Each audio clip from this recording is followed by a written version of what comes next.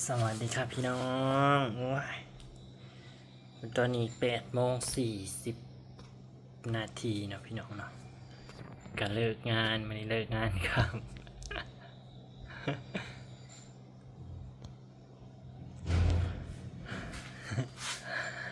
เลิกงานค่ำพี่น้องมันนี่มันมาทันลงคลิปจ้าคลิปเลยไม่ได้ไปใส่อากาศร้อนเลยก็เมื่อยก็นอน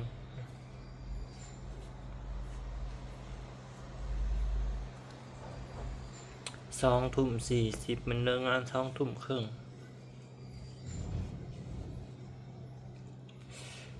สภาพมืออื่นยุดเพิ่นก็เลยให้ตัดห่าวสุดท้ายมันแล้วเป็นเอาไปตัดที่จริงกับตัดกับเพิ่นนั่นแหละ3ห่าวแต่มันบ่แล้วจักเทื่อมาแต่งกับห่าวละ7-8กะตาไปแหละไปแล้วห่าวละ7-8กะตาถือว่าฮู้กะตาห่าวหนึงน่ะประมาณอยู่ชั่วโมงหนึงพี่น้องจ้าห่าวหนึงน่ะชั่วโมงหนึงเฉลี่ย2คนได้ถ้าคนหนึ่งคือเสวยก็2ชั่วโมง อันนี้เพิ่นมาตัดซอยยำแรงไปให้มันแล้วมื้ออื่นหยุดเพิ่นว่าก็เลยพาตัดให้มันแล้วก็เลยไต่ไฟตัดพี่น้องแล้วก็ออกแต่ห้าของ8:10กว่านาที8:20นี่ก็เลยหยุดเนาะมื้ออื่น ในได้หยุดกับบ่คือบ้านคือเมืองหมู่พี่น้องเอ้ยเสวยก็ได้บางมื้อได้หยุดก็บ่คือเมื่อบางมื้อแทบทุกมื้อได้หยุดคันมื้อได้หยุดเต็มมื้อนั่นนะได้หยุดเต็มมื้อนั่นแบบหยุดบ่คือบ้านคือเมืองเขาดอก บ่คือบ้านคือเมืองนั่นใดก็คืออันนี้แหละมื้ออื่นหยุดก็คือมื้อนี้ก็ตัดจนดึกจนดื่นจน8:30บัดหยุดมื้อก่อน2มื้อก่อน3มื้อก่อนบ่แม่น3มื้อก่อนดอก2-3เทื่อก่อนนั่นน่ะวันหยุดก่อนๆนั่นก็บ่ได้บอกว่าบ่ได้บอกตอนแรกคือนี่เนาะหลังจากเฮาเลิกงานตอนแรกเพิ่นก็ปกติเพิ่นสิบอกนะว่ามื้ออื่นหยุดเด้อสิ บ่จ้าเงียบกรึบแล้วก็พุ่นแหละค่อยตื่นตี4ค่อยไปห้าวก็ไล่ค่อยมาสิเอออันนั้นเสียอยู่อันนั้นเสียประมาณนี้แหละเพิ่นก็หยุดมื้อนี้หยุด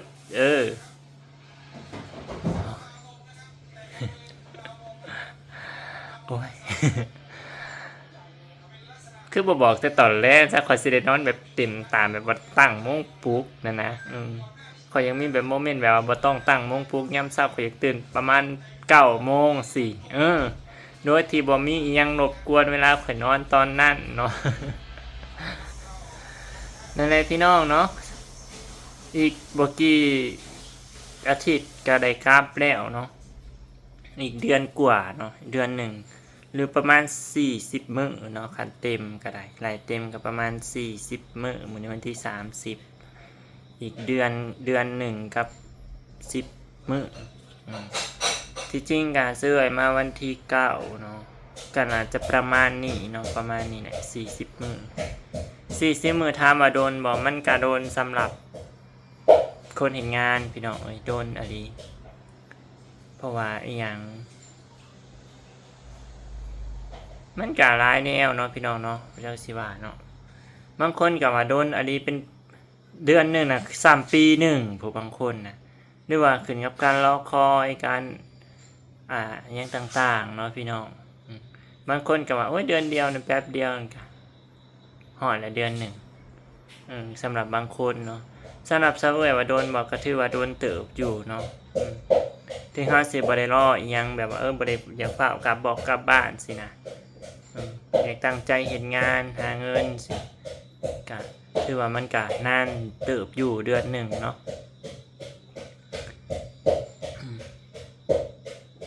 หลายคนก็คอมเมนต์เข้ามาพี่น้องเอ้ยว่ามาระยะสั้นแบบนี้นั่นคือบ่คุ้มแท้ซาวเอื้อยคือบ่คุ้มแท้คือได้หน่อยแท้น่าจะแบบได้อยู่จักปีหนึ่งซะเนาะขั้นต่ำบ่แม่นขั้นต่ำประมาณนี้ซะหรือขั้นต่ำนั่นแหละประมาณปีหนึ่งซะมาแบบนี้นะ พี่น้องมันอยู่บ่ได้ฮอดปีดอกเพราะว่าสูงสุดแค่8 เดือนเพราะว่าอีหยังเครื่องปลูกของฟังเขามันก็มีกำหนดเนาะพี่น้องเนาะมันก็มีระยะเวลาของมันเนาะพี่น้องอย่างเช่นถ้าปลูกผักบัวสิผักบัวมันก็ใช้เวลาจักเดือนมันก็เบิดแล้วพี่น้องเอ้ยมันก็ใหญ่เพิ่นเก็บเพิ่นยังมันก็เบิดแล้วเบิดหันก็บ่ฮู้แนวเฮ็ดเลยเด้เบิดหันก็คือจบอย่างเช่นหมักแตงนี่คือการเพิ่นปลูกแต่เดือน11สมมุติเดือน11มันใช้เวลาอยู่ประมาณจักเดือนใช้เวลาปีหนึ่งซะเพื่อทั้งปลูกทั้งนู่นนี่นั่นแต่บัดนี้เวลาที่เฮามานี่คือเฮามาเดือน3เนาะสมมุติเพิ่นปลูกเดือน11บ่แม่นสมมุติต่างนี้เพิ่นจะปลูกเดือนหยังซะเว้ยก็บ่รู้ดอกเพิ่นปลูกเดือนหยังน่ะบ่รู้แต่ว่าเสวยมาเดือน3เนาะอันนี้สมมุติว่าเพิ่นปลูกเดือน11ก็ไล่เดือน11 12 13เดือน11 12เดือน1เดือน2เดือน3นี่ก็ผ่านมาเดือนที่5แล้วเสวยมาอันนี้ถ้ามันเบิดเดือน10มาแตงเบิดเดือน10สิก็ไล่มาเดือน3ก็เดือน4เดือน5เดือน6เดือน7เดือน8เดือน9เดือน10พอดี12เดือนก็พอดีปีหนึ่งก็ได้อยู่จักเดือนนี่ไล่มากอ่ะเดือนที่6ก็คือพอดี7เดือนสรุปท่านอยู่ฮอด10เดือนก็เดือน10มันนี่มักแตงบ่ฮอดเดือน10ซ้ำนี่เดือน8เดือน9เบิดมักแตงนะพี่น้องเอ้ยคือยืดสุดก็คือเดือน10บางคนก็ได้เพราะพอมักแตงมันบ่เป็นราคาแต่เดือน8ไปเดือนสิงหานี่ที่จริงเขาปิดเฮาแต่เดือน7คือเดือนนี้เดือนกรกฎานี่พี่น้องเขาปิดห้าวหลายห้าวเลยได้คือมักแตงมันบ่เป็นราคาแล้วเข้ากับปิดสิก็ไล่มาเซยมาเดือน3เดือน3เดือน4เดือน5เดือน6เดือน7เดือน4เดือนนี่เบิดมักแตงเดือน8ก็5เดือนคันได้ต่ออีกเดือนหนึ่งคือเพิ่นก็ยื้อไปมักแตงมันบ่เป็นราคาบ่คือช่วงเก็บเกี่ยวช่วงแรกๆเนาะพี่น้องช่วงแรกๆนะมักแตงมันสิหอมหวานช่วงนั้นนะแล้วเปลือกมันก็สิหนาพี่น้องเอ้ยมันก็สิแซ่บกว่าหวานคักช่วงนั้นนะหอมกินนี่แบบติดดังโลดหอมแบบมันจะอันไหนสิว่าหอมคักหอมแน่หอมช่วงนั้นนะแต่ช่วงนี้เนี่ยมักแตงมันบางพี่น้องเอ้ยเปลือกมันบางนิดเดียวเองเปลือกมันนั่นบางคักบางแน่จนบ่จักได้สิว่าบางเทียบใส่เปลือกยังว่าบางแห้งอันนี้แบบเปลือกติดกับเนื้อเลยแล้วบัดนี้กินมันก็บ่หอมรสชาติมันก็บ่หวานปานใดบ่หวานแต่ว่าลดลงมาประมาณ 50% เลยจากแต่เริ่มแรกนะมันก็เลยบ่เป็นราคาเนาะเพิ่นก็ปิดห้าวเริ่มปิดห้าวเดือนนี้นะต้นเดือน7เพิ่นเริ่มปิดห้าวแล้วต้นเดือนกรกฎาคมก็เริ่มปิดห้าว4เดือนนี่ระยะเก็บเกี่ยวก็ประมาณ5เดือนซะพี่น้องระยะเก็บเกี่ยวแต่เดือนเก็บเกี่ยวเดือนแรกเลยประมาณ5เดือนก็คือเบิดนะที่จริงเพิ่นอาจจะยื้อได้ฮอดเดือน12เดือน1พุ่นแหละแต่ว่ายังมันบ่เป็นราคาแล้วบัดนี้เพิ่นก็ต้องโละหรือว่าต้องปิดห้าวต้องโละออกหรือว่าต้องเฮ็ดให้มันตายนะมันบ่คุ้มกับค่ายาเขาพี่น้องเอ้ยมักแตงบ่เป็นราคาเพิ่นก็สิเริ่มปลูกใหม่บัดนี้เอาตัวใหม่ขึ้นมามาดูแลใหม่มาปฏิบัติใหม่มาเฮ็ดใหม่มาคั่วใหม่ว่าง่ายๆก็ให้มันคุ้มกับค่ายาค่านู่นนี่นั่นต่างๆเพิ่นก็สิเริ่มปลูกอย่างมันก็สิฮอดช่วงฤดูหนาวเลยช่วงหิมะตกเนาะช่วงนี้ก็สิเริ่มเข้ามาประมาณเดือน12เนาะหิมะตกแต่ว่าซาเว้ยอาจสิบ่ได้มาช่วงนั้นแต่บ่รู้สิได้มาช่วงใดเด้อคันได้มาปีหน้าต้องพังเบิ่งก่อนเนาะพี่น้องยังบ่ได้เว้ากับเฒ่าแก่เลยรอเงินเดือนตัวนี้ออกเลยกะผู้ใดรอเงินเดือนออกแล้วจังซี่ถามทางเมืองน่ะเจเว้านำเฒ่าแก่ว่าคันมาปีหน้านี่เฮ็ดแนวใดแน่เฒ่าแก่ไปจองโต๊ะหาไว้พาเฮาไปจองโต๊ะไว้บ่หรือว่าแนวใดพาไปจองโต๊ะไว้บ่ แล้วเฮามาสิมาเดือนใดมันจะสิได้อยู่ฮอด8 เดือนสิมันจะสิได้ต่อสัญญาฮอด8 เดือนคือวีซ่าเฮามาในแค่ได้แค่8 เดือนพี่น้องเอ้ยเนาะเฮาก็ยังอยู่มันเบิดวีซ่าหั่นนะเฮาสิถามว่าต้องถามเฒ่าแก่ว่ามาเดือนใดเฮาจังสิได้อยู่ฮอด8 เดือนคันได้อยู่8 เดือนก็คือสุดๆแหละสำหรับแรงงานของเฮาเนาะรายได้มันก็สิ3 เดือนสุดท้ายมันก็สิเป็นของเฮาโดยที่บ่มีหยังหักก็สิมีหักค่าต่อสัญญาบ่นั่นแหละ2-3ประมาณ 10,000 คันได้ต่อ3 เดือนน่ะพี่น้องเอ้ยประมาณ 10,000 บาท10,000 บาทเท่ากับเฉลี่ยกับเงินเดือนมันก็คือว่าโอเคเนาะพี่น้องเงินเดือนของเขาก็ได้เดือนหนึ่งก็สรุปให้ก็ 30,000 สิ3 เดือนก็ 90,000 หัก 10,000 ก็สิได้ 80,000 พุ่นได้ 80,000 เต็มๆโดยที่บ่ได้หักอิหยังจากบริษัทเลยเนาะอันนี้คือ5 เดือนแรกนี่คือต้องได้ส่งบริษัทเดือนละว่าซั่น3 เดือนเขาสิหักเลยจวดบาทเดียวคือ 2,200 เหรียญสำหรับคนที่บ่ได้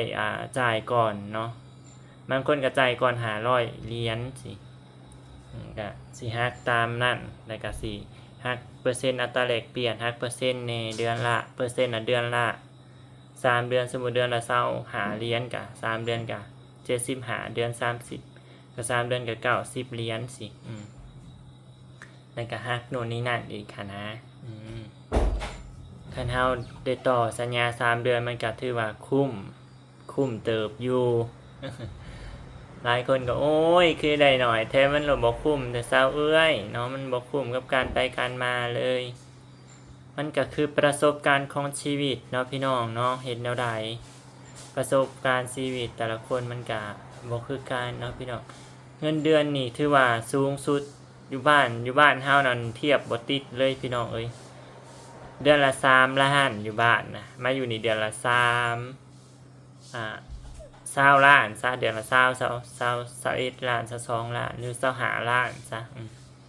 กำไรเฉลี่ยก็เลย7 เดือนต่อบ้านเฮานั่น7 เดือนมันอยู่นี่นะได้เดือนหนึ่ง ต่อ7 เดือนต่อเดือนหนึ่งพี่น้องเอ้ยเพราะว่ามันคุ้มได้สำหรับหลายคนที่เฮ็ดเวียกเนาะพี่น้องอยู่ลาวนะบางคนก็ได้เงินเดือนสูงนี่ก็ถือว่าก็บ่เฮาบ่เทียบใส่ตัวมันสูงเนาะแล้วก็เทียบใส่ตัวที่บางคนแค่ได้เงินเดือนแค่2 ล้านนี่ล้านหา2 ล้านมันก็เท่าใดมันก็แค่ล้านหนึ่งมันเท่าใดล้านหนึ่งมัน1,000 กว่าบาทเองพี่น้องล้าน3น่ะแค่ 2,000 2 ล้านก็ประมาณ 3,000 สิเดือนละ 3,000แบบงั้นร้านอาหารเดี๋ยวนี้ก็เริ่มเพิ่มขึ้นมาในเดือนละ3 ล้าน3 ล้าน3 ล้าน5 3 ล้าน5มันก็ตกอยู่ประมาณ6,000ก็มาเทียบใส่ 3-4 หมื่นพี่น้องบางคนได้ดีเห็นก็ได้เดือนละ50,000พุ่น50,000 60,000พุ่นแหละบางคนผู้ได้เฒ่าแก่ดีผู้งานหลายเนาะคือเสื้อนี่เวียกบ่หลายพี่น้องคิดเบิ่งก็พี่น้องเอ้ยเสื้อเลิกเวียกนะตั้งแต่ 8 โมงพุ่นจนโรงงานตอนแรกก็ 6 โมงสมัยยามกลางเว้นน่ะซ้ำบ่ได้เฮ็ดเวียกพี่น้องเอ้ยก็สิเอาเงินมาแต่ใส่กระเดียกกระดอแท้เนาะ ถ้ามันคุ้มมันก็คือคุ้มนั่นแหละเนาะ1คือต่างเฮาได้เที่ยวได้เลาะนั่น2มันก็คือมันก็พักผ่อนในโตอยู่เอาเวียกก็บ่หนักค่ะนะบางคนอุ้ยตื่นตี 3 ครึ่งตี 4โรงงานตี 3 ตี 4ก็เลิกกับบ่าย 1 บ่าย 2 โมงมาเทียบกับซะเว้ยเอ้าตื่นตี 3 ครึ่งเนาะบางคนตื่นตี 3 ครึ่งบางคนตื่นตี 3 ครึ่งเลิกบ่ายโมงมาบวกว่ามันจักชั่วโมงตี 3 มาตี 4 ตี 5 6 โมงเช้า 7 8 9 10 11 12 1 2มันเฮ็ดเวียก12 ชั่วโมงบางคนก็10ได้10 ชั่วโมงซะบัดนี้ซะเอ้ยตื่นตี 4ตื่นทำงานตี 4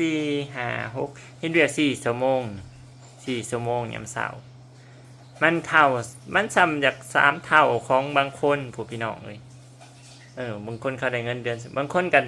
ตื่นตี 3เฮ็ดเวียกตี 3ก็เลิกงานบ่าย 1บ่าย 2ก็เงินเดือนส่ำกันกับสาวเอื้อยก็มีถ้ามันคุ้มมันก็บ่คุ้มดอกสำหรับบางคนแต่สำหรับสาวเอื้อยก็คือว่าโอเคอยู่เนาะ1คือเฮาได้ประสบการณ์2คือเงินมันสูงกว่าบ้านเฮานั่นแหละ ก็สิประมาณนี้เนาะก็สู้ๆไปเนาะประสบการณ์ของชีวิตอีกเดือนหนึ่งเดือนปลายก็ได้กลับแหละพี่น้องเนาะกลับไปกับผู้เนี่ยเหตุบ่มีงานบ่มีเงินก็สิได้ถ่ายแต่ YouTube ให้พ่อแม่พี่น้องเบิ่งถ่ายก็ถ้าสิหาคอนเทนต์หยังแต่ละมื้อแต่ละเดย์เนาะพี่น้องเนาะถ่ายแต่อันเก่าหลายก็เบื่อตัวคนก็ได้ถ้าเฮาได้ไปเที่ยวหันเที่ยวนี่ยังว่าเฮามีสิ่งใหม่ๆเลยลงช่องให้เบิ่งได้เบิ่งบรรยากาศใหม่ๆให้เห็นเนาะพี่น้องคือบ้านนี่คือการนั่นแหละ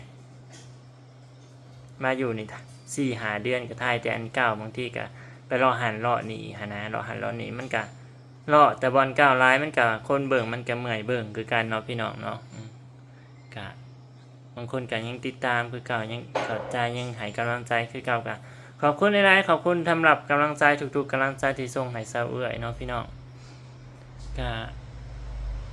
ช่วงนี้บ่รู้จะถ่ายคลิปยังให้เบิ่งเลยไปรอบ่ได้พี่น้องอากาศร้อนว่าอยากไปถ่าย